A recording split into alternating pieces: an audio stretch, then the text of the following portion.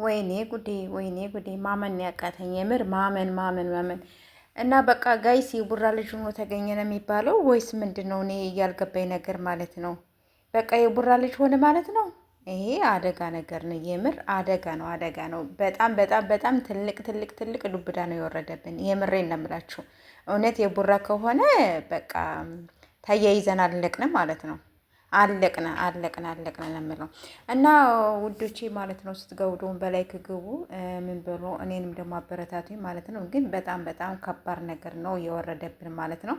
የምሬን ነው የምላችሁ። እውነት ከሆነ በጣም ከባድ ነው። እግዚአብሔርን በጣም ከባድ ነው።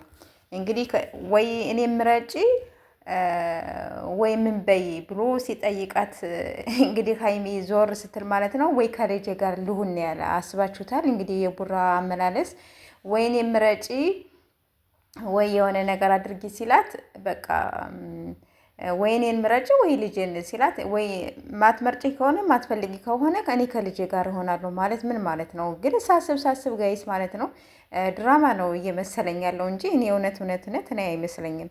ምክንያቱም ይሄ የውሸት ነገር ነው እንጂ እውነት የቡራ ልጅ አይደለም በጭራሽ ማለት ነው። የቡራ ልጅ ነው አይመስለኝም ሳስበው አሁንም ቢሆን። እናንተስ ምን ይመስላችኋል? የምሬን ነው የምላችሁ። አሁን ይሄ የቡራ ልጅ ነው የሚባለው ወይስ ምንድን ነው የሚባለው? የሆነ አስደንጋጭ ነገር ነው። እግዚአብሔርን እኔ እንጃ።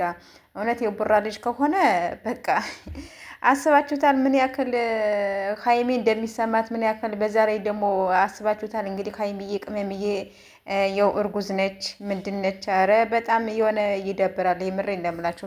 በጣም ከባድ ነገር ነው ብዬ ነው በእኔ በኩል የማስበው። ስለዚህ ውሸት ነው ብዬ ነው የማስበው። እውነት ነው አይመስለኝም። እናንተስ ምን ይመስላችኋል? አሁን በጣም ብዙዎቻችሁ እያሰባችሁ እየተጨነቃችሁ ነው ያላችሁት። እውነቴን ነው የምላችሁ በጣም ብዙዎቻችሁ ማለት ነው። ስለዚህ ይሄ ነገር ውሸት ነው እንጂ የምለው እኔ እውነት ነው አይደለም ጋይስ። የምሬን ነው የምላችሁ እና የሆነ አስደንጋጭ ነገር ነው። ለማንኛውም በላይ